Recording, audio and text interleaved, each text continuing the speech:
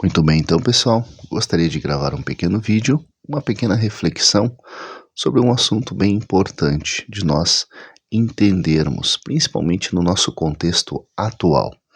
Nós sabemos, e a Bíblia deixa bem claro, que nós estamos nos últimos tempos da igreja. Nós estamos já na prorrogação do segundo tempo, né? Muito breve o Senhor virá nas nuvens buscar a sua igreja. Então nós estamos naquele tempo crítico, né, que é o pré-arrebatamento, que é um tempo de apostasia, é um tempo de confusão, é um tempo de proliferação de falsos ensinos, falsas espiritualidades, falsos cristos, falsos movimentos espirituais. Isso é muito agravante, é muito nítido, né, é muito explícito. Você precisa ter um mínimo de discernimento espiritual para ver que realmente as coisas estão muito difíceis mesmo. Por quê? Porque nós temos, né, uma concentração muito grande de erro, de confusão, de equívoco, de heresia e de falsidade no meio cristão atual. Porque a Bíblia diz que assim seria, né? Nos últimos tempos, tempos trabalhosos e cheios de problemas, né? E dentre aquelas coisas, você tem os versículos clássicos que dizem, por exemplo, que os homens amontoariam para si doutores segundo as suas próprias concupiscências, né? Por causa de terem comichão nos ouvidos para não ouvir a verdade. Então, é isso que a Bíblia descreve, é isso que está acontecendo. Então nós temos, né, e aí entra uma coisa interessante, porque nunca o evangelho, o cristianismo foi tão popular quanto é atualmente, né? Você pega aí nas celebridades, por exemplo, todo mundo falando de Jesus, todo mundo dando oportunidade para que se cante louvores e tal. Então a gente pensa assim, tá, mas espera aí, se as pessoas seriam tão avessas à verdade, como que o evangelho é tão popular? A questão é que o que é popular não é o evangelho genuíno. O que é popular é o falso evangelho que dominou o nosso século. É o falso evangelho, a falsa espiritualidade, o fogo estranho, literalmente. É um evangelho antropocêntrico. E evangelho antropocêntrico, né? Antropocêntrico é aquela coisa quando é centrado no homem. Não necessariamente ele vai falar coisas referentes a essa centralidade no homem, porque mesmo esse falso evangelho pode falar somente em glorificar a Deus, pode falar somente em glorificar a Jesus. As letras, os louvores podem ser letras cristocêntricas, mas o evangelho é antropocêntrico. Por quê? Porque as pessoas são conduzidas a viverem conforme as suas vontades, né? A religião que eles criaram para si é aquela religião em que eu decido o que eu faço e o que eu não faço para Deus. É eu que decido até que ponto ele tem influência naquilo que eu faço.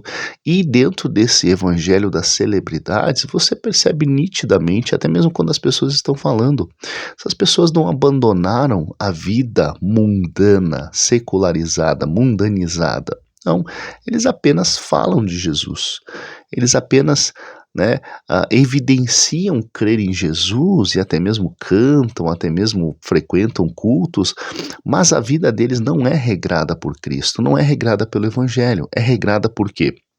Por mensagens e ideias e concepções teológicas que mantêm eles confortáveis no seu mundanismo, na sua vida secularizada, na sua vida mundana.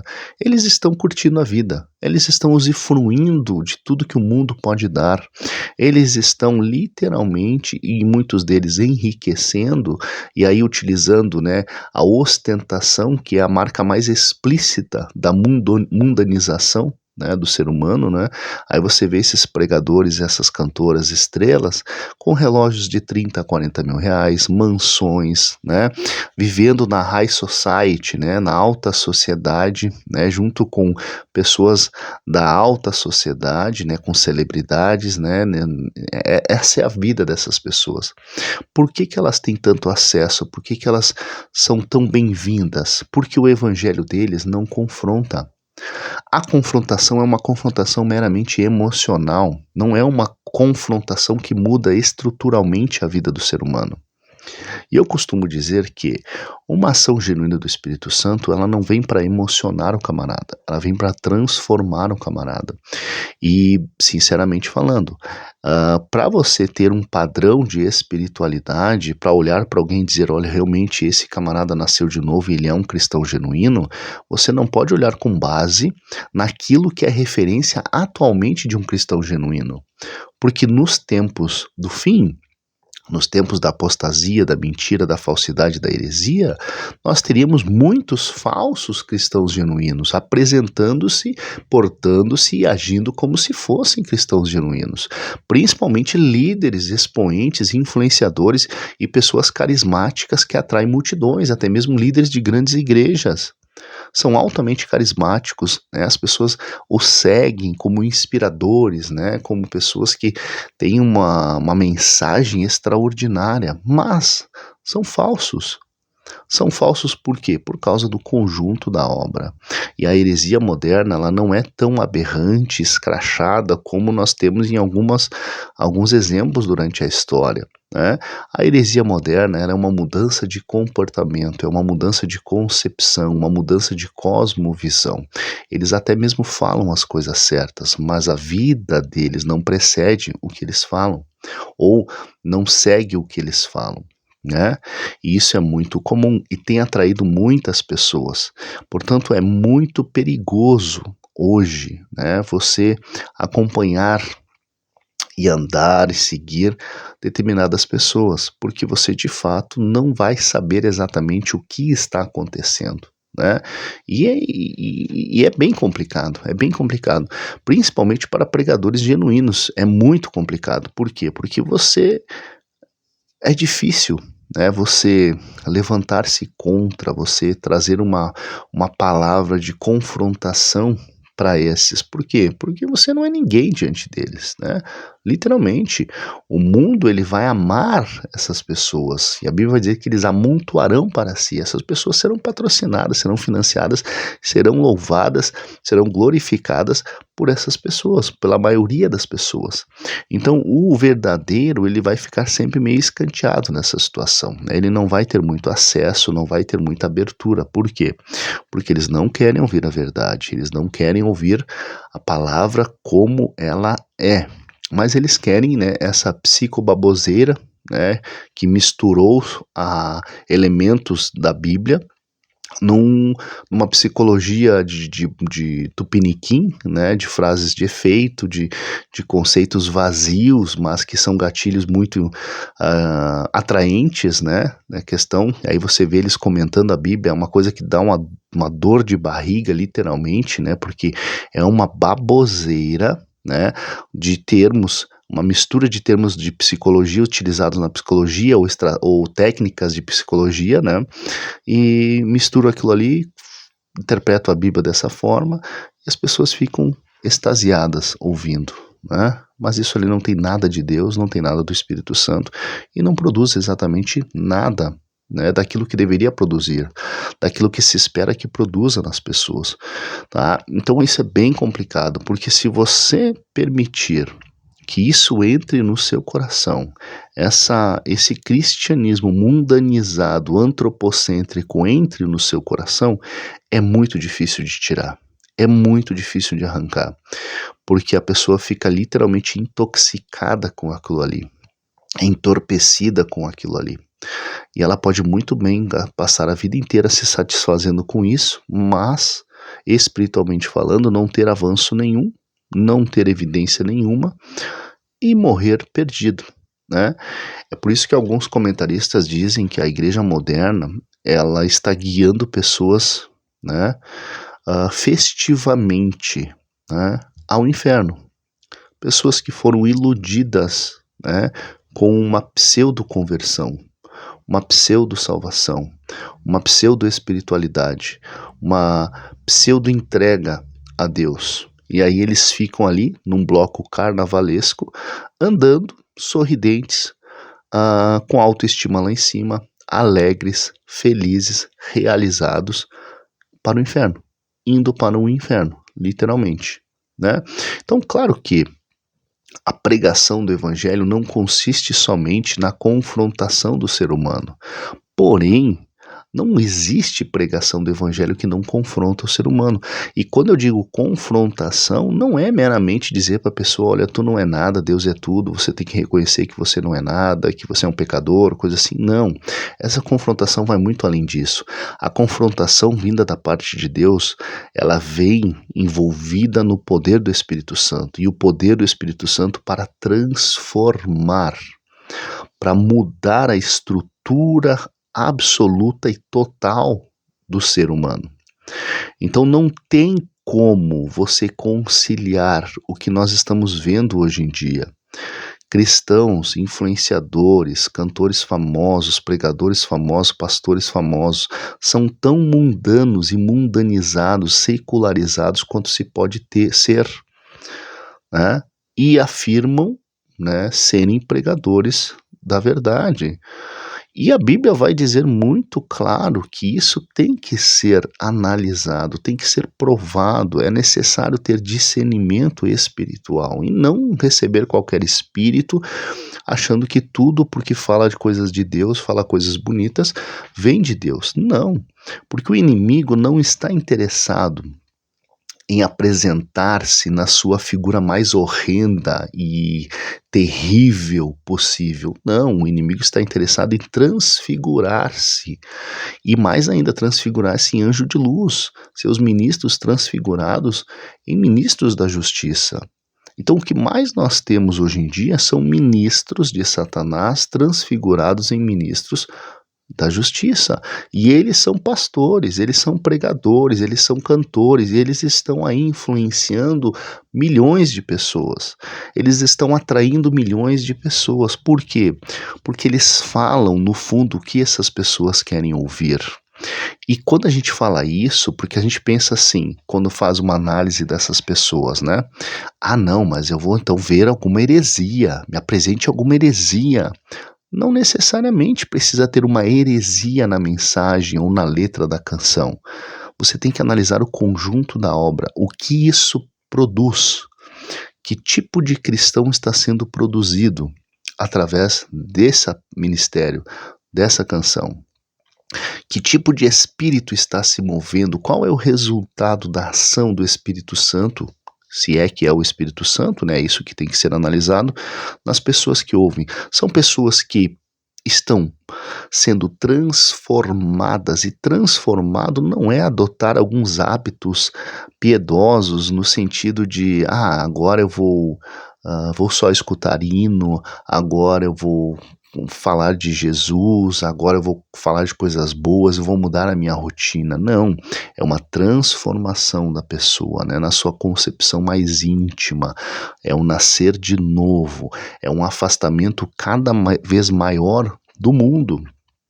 É a pessoa que passa a amar aquilo que Deus ama e odiar aquilo que Deus odeia, repelir aquilo que Deus repele, né? Afastar-se das coisas que Deus não aceita.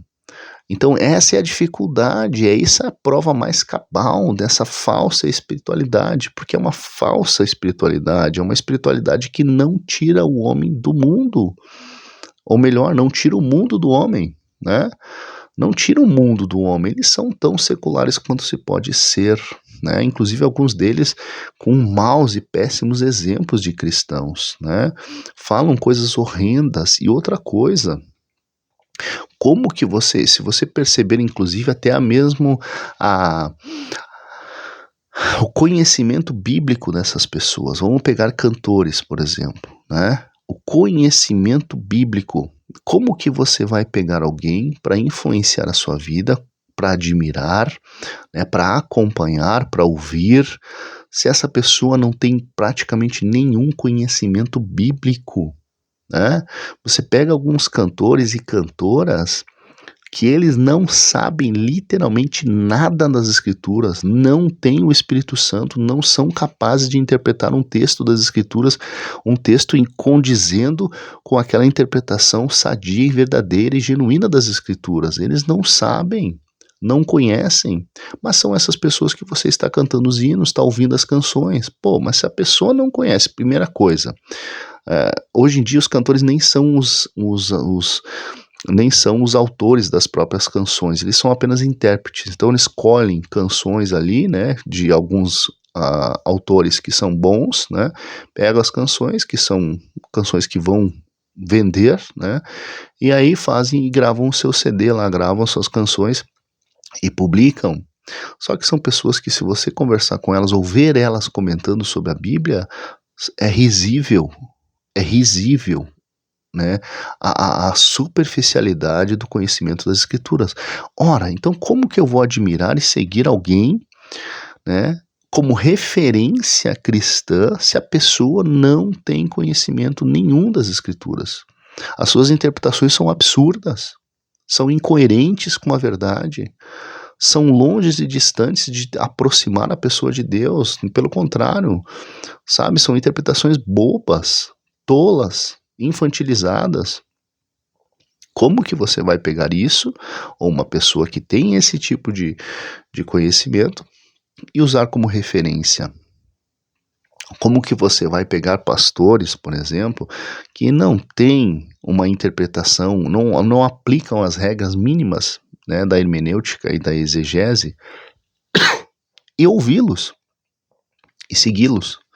Só porque a palavra te emociona? Mas se o que você está buscando é emoção, a emoção nada mais é do que aquele sentimento de contrição momentânea que você tem na base do que você está ouvindo, só que não passa disso. Aquela mensagem não é capaz de mudar a sua vida cotidiana, não é capaz de transformar a sua vida, não é capaz de produzir um cristão genuíno e espiritual. É apenas uma ilusão, autoilusão, né? Ouvir, emocionar-se, entregar-se por aquele período e depois volta à estaca zero. Você continua ignorante acerca das coisas de Deus e desprovido de qualquer profundidade ou substância espiritual. Então, será que vale a pena ouvir isso? Né? Ou outra coisa, será que vale a pena você ouvir esses pregadores, né, que psicologizaram a teologia, né, que ao invés de pregarem a palavra, uma interpretação daquilo que a Bíblia ensina, pegaram, né, conceitos, né, e regrinhas da psicologia e trouxeram para dentro da Bíblia, né, e aí começam a interpretar segundo os parâmetros da psicologia. Isso também está absolutamente errado, porque isso também é uma enrolação.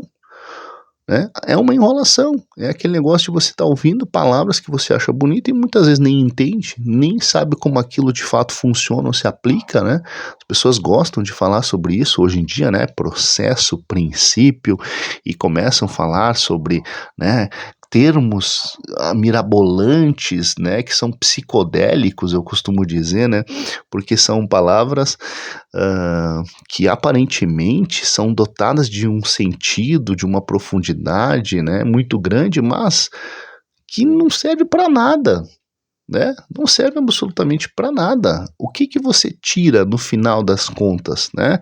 Depois que o sermão foi terminado, você para pensar, tá, mas como que isso funciona, né? Como que eu saio desse mundo das ideias, né, abstratas de palavras e psicologismos, né, vamos dizer isso, para a vida prática, para a minha vida cotidiana? Tá, mas eu quero saber ali, no trato, no meu serviço cotidiano, na minha saída de casa, né, quando eu estou conversando com alguém, aonde que isso se encaixa e da onde que isso produz vida, produz frutos, né? Aonde que isso produz? E isso é bem complicado também. É o que nós vemos nos dias atuais. Portanto, é interessante nós termos essa percepção das coisas, que nós estamos nos últimos dias e que as coisas estão como estão. E que nem tudo, ou melhor dizendo, a maioria das coisas que brilham não são ouro. né? Porque o ouro é uma coisa que está escassa no mundo e para encontrar somente em locais específicos com muita dificuldade, muito interesse, muito investimento em equipamento para você encontrar, né? É precioso, vale a pena a busca, mas você não encontra em qualquer esquina. Você não encontra nessa maioria absoluta de vídeos que você assiste ou louvores que você escuta porque fazem sucesso. Tá todo mundo ouvindo. Na realidade, vamos usar a comparação do ouro, né? São poucas pessoas que realmente têm, né, uma vida financeira boa para poder usar um artigo de ouro puro. A maioria das pessoas usa o quê? Bijuteria, né? Que brilha, né? O formato da joia é a mesma, só que não é ouro, né? É falso. Então, o que mais você vê pela rua é bijuteria, é falsificação. Ou melhor dizendo, é uma representação de algo que tem valor, mas não tem, né? É vendido por uma mixaria, porque tem aquele apelo estético, tem aquele apelo que chama atenção aos olhos, mas não é ouro. E é isso uma síntese do que nós vemos hoje dentro do evangelicalismo, dentro do evangelho pregado das massas e das celebridades e da popularidade, né? Tem o apelo estético de que é o Espírito Santo, mas não é. Tem o apelo estético de que é a palavra de Deus, mas não é. Tem um apelo estético de que são homens e mulheres de Deus, mas não são. Não passam de falsificações, né? São representações, falsificações até mesmo fiéis ao original, mas não são originais. E esse é o problema, porque as pessoas se satisfazem consumindo produtos falsificados, tá? Então, esse vídeo que eu gravei, para quem for assistir até aqui, é importante você pensar essas coisas, é importante você aprender a buscar o discernimento da parte de Deus para que você não acabe consumindo coisas, né, depositando a sua fé em coisas que não vão te salvar, não vão te levar para o céu, não vão te ajudar no crescimento espiritual, não vão te ajudar no desenvolvimento de uma vida espiritual, não vão te dar aquilo que tu tanto deseja, porque as pessoas, eu digo que há sinceridade na busca, mas buscar no lado errado, no lugar errado, não adianta, né? Usando ainda a analogia, né, do ouro. Pô, eu gostaria de ter, mas se eu cavar aqui no fundo de casa, não vou achar. Por quê? Porque não tem, né? Então não importa o quanto eu investir, o quanto eu gastar de tempo para cavar e abrir o buraco mais fundo possível, ou até mesmo comprando equipamentos para que essa busca seja mais profunda ainda, não vai ter, não vou achar. Então você vê muitas pessoas gastando tempo com estas coisas que estão sendo oferecidas, né? Gastando seus dias ouvindo essas canções, ouvindo esses pregadores, ouvindo essas pregações, né? Sedentas, sinceramente sedentas, querendo receber algo que eles não têm para dar. O que eles têm é superficial, é fantasioso, é falsificado. E isso não vai te transformar naquilo que Deus quer que você seja. Isso não vai te levar para onde você quer chegar na presença de Deus e na presença da unção e do mover, no caso do capacitação espiritual do Espírito Santo. Você não vai chegar, não vai conseguir, não vai ter. Ponto final. Valeu, pessoal.